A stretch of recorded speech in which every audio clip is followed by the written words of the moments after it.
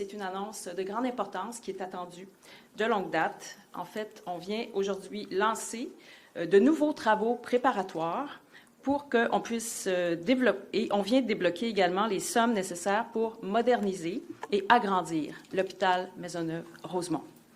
Donc, au Québec, on le sait, il y a plusieurs hôpitaux, plusieurs infrastructures, mais particulièrement des hôpitaux qui ont un grand besoin d'amour.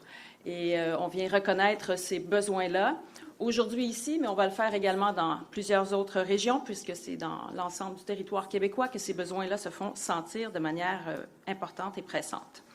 Alors, je dois dire en fait que, comme je l'ai mentionné il y a quelques jours, on doit procéder à un grand rattrapage. Un rattrapage en matière de maintien de nos infrastructures, de mise à niveau de nos infrastructures, et c'est ce à quoi on procède aujourd'hui. Alors, aujourd'hui, je vous confirme des investissements de plus de 700 millions de dollars pour garantir la modernisation et l'agrandissement de l'hôpital Maisonneuve-Rosemont.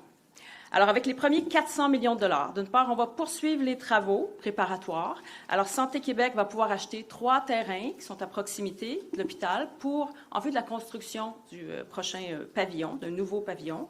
Ensuite, on va relocaliser également toutes les infrastructures qui vont être essentielles, comme l'aqueduc, l'électricité, les égouts, les réseaux d'Hydro-Québec et les télécommunications également, pour s'assurer en fait que les futurs travaux n'aient pas d'impact sur les soins qui sont donnés à la population. Donc là, vous le voyez, on n'est plus dans du papier, on est dans du vraiment concret.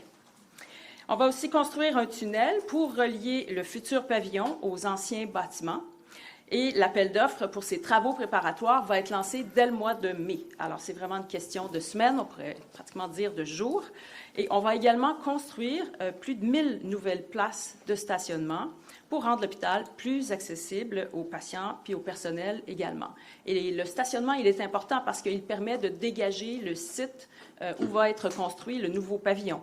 Donc, c'est au-delà de l'intérêt d'avoir un stationnement, c'est aussi pour se donner la place nécessaire pour déployer ce grand projet.